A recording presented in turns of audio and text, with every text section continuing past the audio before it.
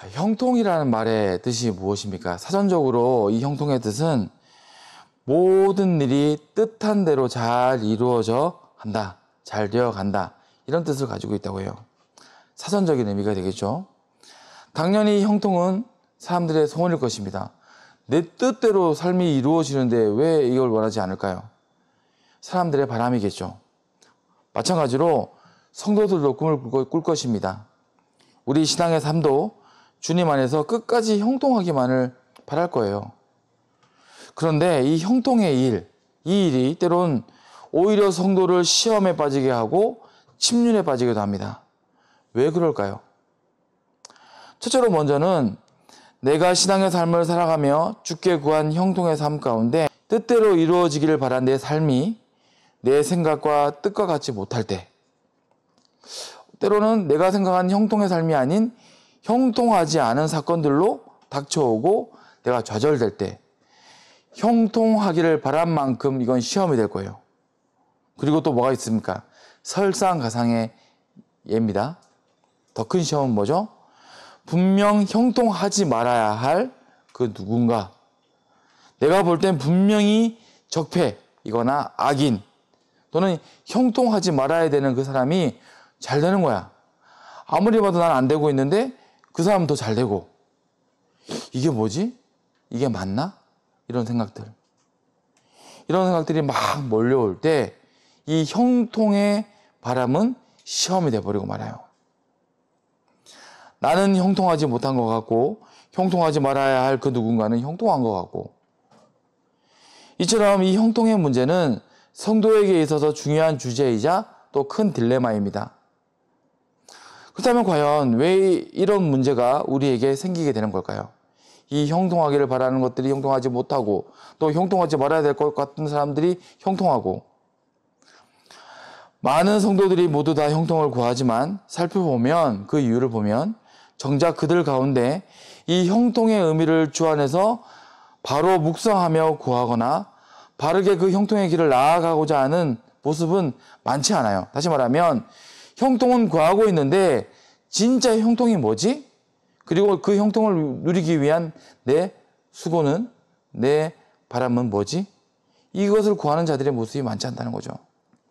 다시 말해서 형통은 구하고 있는데 그 형통이 진짜 무엇인지 사실 잘 몰라요. 내 마음의 원대로 뭘 구하는 건 있겠지만 진짜 그게 형통인지 아닌지를 모른다는 거가 문제겠죠. 자, 그 증거는 무엇입니까?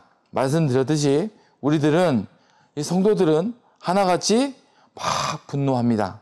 무엇을 분노하죠? 세상과 악인의 잘됨을, 이 형통의 모습을 분노해요. 그리고 우리가 이렇게 악인의 모습을 보며 대체 왜 형통하지? 하며 오늘 말씀 가운데 아삽의 고백처럼 시기하고 의심을 갖는 거기에서부터 우리의 형통의 의미를 우리가 바로 이해하지 못하고 있다는 증거가 되는 것입니다. 그렇게 오늘 말씀을 다시 봅니다. 1절 말씀, 2절 말씀, 3절 말씀에 하나님이 참으로 이스라엘 중 마음이 정결한 자에게 선을 행하시나 나는 거의 넘어질 뻔하였고 나의 걸음이 미끄러질 뻔하였으니 이는 내가 악인의 형통함을 보고 오만한 자를 질투하였음이로다. 적나라한 사실 고백이에요. 솔직한 고백입니다. 이런 고백까지도 못하는 것이 사실은 성도의 문제일지 몰라요. 근데 이 아삽은요, 하나님 앞에서 먼저 자기를 드러내요. 이 분노하고 있는 내 모습, 그들을 보고 시기하고 있는 내 모습을 솔직하게 고백을 합니다. 자, 이 아삽을 우리가 잘 알고 있죠. 다윗 시대에 함께 있었던 선견자이자 찬양가 아삽은 아마도 당시에 이 다윗의 대적들, 말하면 뭐 사울의 친족들이나 그 아직 남아있던 잔존 세력들이겠죠. 대부분 부유하고 힘 있는 자들, 유력한 사람들이겠죠. 당시에 그 다윗의 대적들과 악인들이 득세하던 것을 보면서 이런 마음을 가졌을 거예요. 야, 저 사람들 왜 안 망하지? 왜 안 죽지? 왜 벌을 안 받지? 왜 그렇게 앉아가지고 선한 사람들, 하나님의 사람들을 공격하고 있는 거지? 그렇게 그의 적나라한 고백들은 이어집니다. 오늘 말씀이죠. 4절 이후의 말씀에 그들은 죽을 때에도 고통이 없고 그 힘이 강건하며 사람들이 당하는 고난이 그들에게는 없고 사람들이 당하는 재앙도 그들에게는 없나니 그러므로 교만이 그들의 목걸이요 강포가 그들의 옷이며 살찜으로 그들의 눈이 솟아나며 그들의 소득은 마음의 소원보다 많으며 그들은 능욕하며 악하게 말하며 높은 데서 거만하게 말하며 그들의 입은 하늘에 두고 그들의 혀는 땅에 두루 다니도다. 그러므로 그의 백성이 이리로 돌아와서 잔에 가득한 물을 마시며 말하기를 하나님이 어찌 알랴 지원자에게 지식이 있으랴 하는도다. 자, 이게 읽어보면 사실 다르지 않습니다. 그 몇천 년 전 그 옛날의 이야기나 지금의 이야기나 다르지 않은 걸 느끼죠. 자, 뉴스를 보면서도 우리가 어떤 사건들을 보면서 많은 성도들이 이와 같은 말을 지금도 이 순간에도 하고 있어요. 그들의 그 악한 모습, 근데 더 잘 되는 모습. 야, 왜 안 망하고 점점점 더 잘 되고 그 입으로 하나님을 무시하고 조롱하는데 징벌을 받지 않는 그들의 모습. 저 교만하고 거만하며 백성들을 능욕하는 악인들이 그냥 평안히 살다가 하나님까지도 조롱하고 있는데 그냥 그렇게 고통도 없이 평안히 또 눈을 감아요. 그렇게 하나님까지 조롱하며 그들은 살아가고 죽기도 하는데 그냥 그렇게 고통도 없이 평안히 눈을 감는 모습까지 바라볼 때 이 아삽은 이해가 되지 않고 시험이 되는 거예요. 그냥 저렇게 누리고 평안히 살다가 형통하게 또 세상을 떠나게 하시다니, 지 마음대로 살다가 기쁘게 가다니 화가 나는 거야, 진짜. 아삽의 모습이죠. 이 말씀을 보면 아삽도 우리와 똑같은 인생입니다. 선견자였던 이 아삽도요, 다르지 않은 인생이었어요. 그도 그냥 그들이, 세상의 악인들이 마음껏 형통을 누리는구나 하며 분노했고 또 질투했던 것입니다. 그런데 아삽은 찬양하며 기도하던 중에 깨달음을 얻게 됩니다. 그리고 깨달음을 얻게 되면서 그 생각과 시선이 바뀌게 되는 것이 말씀에 나와요. 시편 73편의 말씀 중에 16절부터 20절까지 말씀을 제가 한번 보면, 자, 함께 읽어드리겠습니다. 내가 어쩌면 이를 알까 하여 생각한즉 그것이 내게 심한 고통이 되었더니 하나님의 성소에 들어갈 때야 그들의 종말을 내가 깨달았나이다. 하나님의 전에 가가지고 기도하던 중에 깨닫게 되는 거예요. 그들의 종말을 깨닫게 되고 보게 되었어요. 주께서 참으로 그들을 미끄러운 곳에 두시며 파멸에 던지시니 그들이 어찌하여 그리 갑자기 황폐하게 되었는가 놀랄 정도로 그들은 전멸하였나이다. 주여, 사람이 깬 후에는 꿈을 무시함 같이 주께서 깨신 후에는 그들의 형상을 멸시하시리이다. 아삽은 하나님이 보이신 영적인 선견을 얻게 됩니다. 죄와 악이 누린 형통의 결론, 형통의 종착지, 악인의 형통이 결국 진정한 형통이 아닌 것을 보게 돼요. 깨달음을 얻게 됩니다. 말씀 중에 하나님의 성소에 들어갈 때야 그들의 종말을 내가 깨달았나이다. 그의 지혜가 아니었죠. 하나님이 아삽이 막 이것 때문에 실험하고 고통하니까, 그리고 하나님께 아뢰었으니까 알려주세요. 아삽아, 진짜 복이 뭔지 내가 보여줄게. 그들은 형통한 게 아니야. 자, 형통이 제가 뭐라고 말씀드렸습니까? 뜻한 대로 이루어져 가는 게 맞죠. 형통이라고 말씀드렸죠. 그건 무슨 말입니까? 이 악인들도요, 형통한 게 맞아요. 어떻게 형통했죠? 자기의 뜻대로 흘러가게 된 거예요. 그 결국은 뭐죠? 하나님의 심판, 죄의 결과 사망, 영원한 저주, 고통. 그들은 형통한 게 맞습니다. 그들의 방법대로, 그들의 생각대로 하나님은 형통하게 두신 거예요. 그리고 이제 아삽은 드디어 이제 뭘 하게 됩니까? 자, 이제 본격적인 간구를 하기 시작해요. 그들의 형통이 아닌 것을 알게 되었어요. 새로운 간구를 하기 시작합니다. 무엇을 구합니까? 그래, 악인의 저 사망에 이르는 가짜 형통 말고 진짜 형통이 뭘까? 나는 그걸 한번 구해봐야 되겠어. 나 그 형통의 주인공이 되고 싶어. 그리고 그는 그 깨달음을 고백하고 또 간구하기 시작합니다. 그리고 이어지는 말씀이 바로 그 말씀이에요. 23절부터 28절까지 말씀인데 또 읽어드릴게요. 기니까 제가 읽겠습니다. 함께 말씀을 보면서 보셔도 좋을 것 같아요. 내가 항상 주와 함께 하니 주께서 내 오른손을 붙으셨나이다. 주의 교훈으로 나를 인도하시고 후에는 영광으로 나를 영접하시리니 하늘에서는 주 외에 누가 내게 있으리요. 땅에서는 주밖에 내가 사모할 리 없나이다. 내 육체와 마음은 쇠약하나 하나님은 내 마음의 반석이시오. 영원한 분기이시라. 무릇 주를 멀리하는 자는 말이니 음녀같이 주를 떠난 자를 주께서 다 멸하셨나이다. 하나님께 가까이 함이 내게 복이라. 내가 주 여호와를 나의 피난처로 삼아 주의 모든 행적을 전파하리이다. 자, 이 모든 진짜 형통이 오늘 이 말씀에 기록되어 있어요. 제가 말씀드린 형통의 뜻을 기억하시죠? 말씀대로 뜻대로 이루어지는 것이 형통입니다. 그리고 이 악인들은 그 뜻대로 이루어지는 저주의 삶, 그들이 뜻한 형통의 결국인 사망과 죽음의 길로 끌어가게 됐어요. 자, 자, 보십시오. 중요한 것은 무엇입니까? 뜻대로 이루어지다라는 형통의 이 뜻 가운데에서 중요한 단어는 뭐죠? 보통 사람들은요, 뜻대로 이루어지다라고 할 때요, 무엇에 방점을 두냐면, 이루어지다. 예? 모든 걸 집중해요. 이루어져야 돼. 이루어져야 돼. 이루어져야 돼. 거기에 집중을 합니다. 근데, 진짜 중요한 게 뭔지 우리는 봐야 돼요. 뜻대로 이루어지다의 진짜 중요한 건요, 뜻이에요, 뜻. 뜻. 그 뜻이 죽음이 되고 사망이 되고 저주가 되며 고통이 되고 패망이 되면요. 형통이 뭡니까? 저주예요, 저주. 근데 그 뜻이 바로 서면요. 말이 달라져요. 완전히 다른 양상이 되어지는 것입니다. 뜻대로 이루어짐에 진짜 중요한 것은 뜻이라는 거죠. 그렇게 이 뜻이라는 말에 방점을 두고 자, 이 악인의 형통을 다시 읽으면 뭐가 됩니까? 아까 말씀드렸죠. 뜻의 핵심을 두고 악인의 형통을 보면 악인은 그 악한 뜻대로 결국 이루어지는 삶을 산 것이라 말씀드린 거예요. 악인은 그 악한 뜻대로 결국 이루어지는 삶을 산 것입니다. 그렇다면 그렇게 다시 읽는 의인의 형통은 무엇이며 또 무엇이 되어야 됩니까? 자, 이제 의인의 형통을 알아야 되죠. 아삽은 깨닫게 되었죠. 이 의인의 형통은 무엇입니까? 먼저 우리는 의인이 누구인지를 알아야 돼요. 의인이 뭔데? 의인이 누군데? 성경적으로 주님 앞에서 또 이 성경 안에서 의인은 어떻습니까? 있습니까? 없습니까? 없죠. 의인은 없는데 한 명도 없다고 말하고 있어요.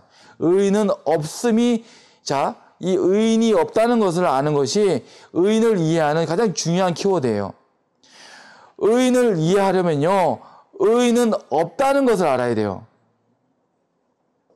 그래서 의인이란 어떤 사람이 됩니까? 오직 한 분, 의로우신 하나님을 경외하고 그분이 의롭게 여기시는 사람이 의인이 되는 거예요. 의로우신 분은 오직 한 분, 하나님밖에 없습니다. 그래서 그 하나님을 경외함이 의가 되는 것이고요. 그 의로우신 하나님이 의롭다 하시는 게 의가 돼요. 그분밖에 자격이 없고요. 그 의로운 존재는 없기 때문에. 다시 말하면 의인은 하나님을 의뢰하는 사람입니다. 의인은 하나님을 의뢰하는 사람뿐이에요. 그래서 진정한 형통은 무엇이라고 다시 읽어야 됩니까? 진짜 형통을 다시 읽으면 뭐가 됩니까? 그 하나님의 뜻이 그 뜻대로 이루어지며 그 뜻이 이루어질 때에 나도 함께 하기를 바라는 게 형통이에요. 이것 말고는 형통이 없어요. 이것 말고는 진짜 형통이 없습니다. 하나님 뜻이 이루어지는 것과 그 뜻이 이루어질 때 내가 함께 하는 것. 그렇게 하나님이 나의 참되고 영원한 기업이 되어 그 기업이 형통한 것이 바로 나의 형통이 되는 거예요. 그래서 아까 말씀 읽었죠. 아까 아삽이 뭐라고 말했습니까? 하나님은 내 마음의 반석이시오 영원한 분기시니라. 자, 분기시 뭡니까? 영토, 내 재산, 뭐 이런 뜻을 말해요. 하나님이 내 기업입니다. 고백한 거예요. 그가 깨달은 형통의 비밀이 하나님인 것을 알았기 때문에. 그렇게 다시 말하면 의인이란 하나님을 의뢰하는 자일 것입니다. 그래서 진정한 형통은 바로 하나님의 뜻이 그 뜻대로 이루어지며 그 뜻이 이루어질 때 나도 함께하기를 바라고 구하는 것이 되는 거예요. 그렇게 하나님이 나의 참되고 영원한 기업이 되어 그 기업이 형통한 것이 바로 나의 형통이 되어지는 것까지가 우리가 구해야 될 형통의 모습일 거예요. 아삽이 깨달은 진리이자 그의 형통을 향한 간구를 그렇게 다시 보면 뭐가 됩니까? 바로 23절부터 28절의 말씀을 제가 요약해 드리면 주께서 내 오른손을 붙드시고 주의 교훈으로 나를 인도하시며 영광으로 나를 영접하시니 주밖에 내가 사모할 것이 없습니다. 아, 하나님은 내 반석이시오 영원한 분긴 내 모든 재산, 내 기업입니다. 하나님께 가까이 한만이 내게 복입니다. 주님만 내 피난처로 삼고 내가 주님만 전하겠습니다. 자, 어디까지 갑니까? 그 복을 내가 노안히 누리고 내가 감사하며 살겠는데 사람들한테 전할게요. 이 찬양가 아삽이 노래하며 찬양하며 주를 예배할 때 하나님을 전하겠다고 그런 고백한 거예요. 그 형통의 비밀을 내가 전하며 살게요, 주님. 아멘. 자, 보십시오. 이 말씀을 들을 때 누구라도 그렇게 말할 것입니다. 그래요. 맞습니다. 옳은 말씀입니다. 성도라면 누구든 그래 좋은 말씀이야, 옳은 말씀이야 대답하고 아멘 하고 인정할 것입니다. 근데 저기서 정말 중요한 차이가 무엇입니까? 아삽을 바라볼 때 우리가 그와 우리의 사이에서 중요한 차이는 무엇일까요? 자, 아는 사람은 분명히 있고요. 그 이야기를 참 좋은 말씀으로 듣는 사람들은 많이 있겠지만 믿는 자는 많지 않을 거예요. 그 사실을 믿는 자, 이 진리를 믿어서 아삽처럼 전심으로 붙드는 자가 얼마나 될까요? 다시 말하면 결국 진짜 이 형통을 얻는 자가 얼마나 될까요? 이렇게 이 말씀을 듣고 아멘 하다가도요, 우리는 돌아가면 내 뜻대로 이루어지는 게 형통이라고 고집 부릴 거예요. 내 뜻대로 이루어지지 않는다고, 형통하지 않다고 우리는 실망할 거예요. 인간이니까. 그래서 중요해요. 하나님의 도우심이 필요합니다. 성령 하나님의 도우심이 필요해요. 우리 눈에 보여지는 것 때문에 자꾸 우리는 쫓아가고 시험 들고 근심하는데 하나님의 영이 내 안에 오셔서 진짜 형통이 무엇인지를 아는 것 말고 믿게 해주시고 믿음으로 행하게 해주시는 것이 필요해요. 아삽은 그 은혜를 확 받았어요. 그리고 그는 그 삶을 살았을 것입니다. 그래서 뭘 해야 됩니까? 우리는 구해야 돼요. 자, 형통을 구하기 이전에 먼저 구해야 됩니다. 형통을 구하기 전에 뭘 구해야 됩니까? 거룩한 근심을 하며 주께 나아가서 주님께 무엇을 구합니까? 참된 형통을 알게 해달라고. 참된 형통을 알고 사모하는 영을 내게 달라고. 그 지혜를 달라고. 그래서 오늘 말씀의 제목이 바로 그거예요. 형통을 구하는 지혜예요, 지혜. 그거 모르면요, 우리는 깜빡하면 악인의 형통을 구할 수 있습니다. 죽음의 형통, 저주의 형통, 결국 망하는 형통을 나도 모르고 구하고 있을 수 있어요. 우리는 아삽처럼 구해야 돼요. 주님, 진짜 형통을 알 수 있게 해주시고 그 형통을 알았다면 사모하게 해주셔서 그 안에서 행하며 살아가게 해주세요. 그래서 예수님께서 우리에게 말씀해 주신 형통의 말씀은 무엇입니까? 너희는 먼저 그의 나라와 그의 의를 구하라. 그러면 모든 것을 너에게 허락하신다. 이게 뭡니까? 모든 것이 형통할 것이다.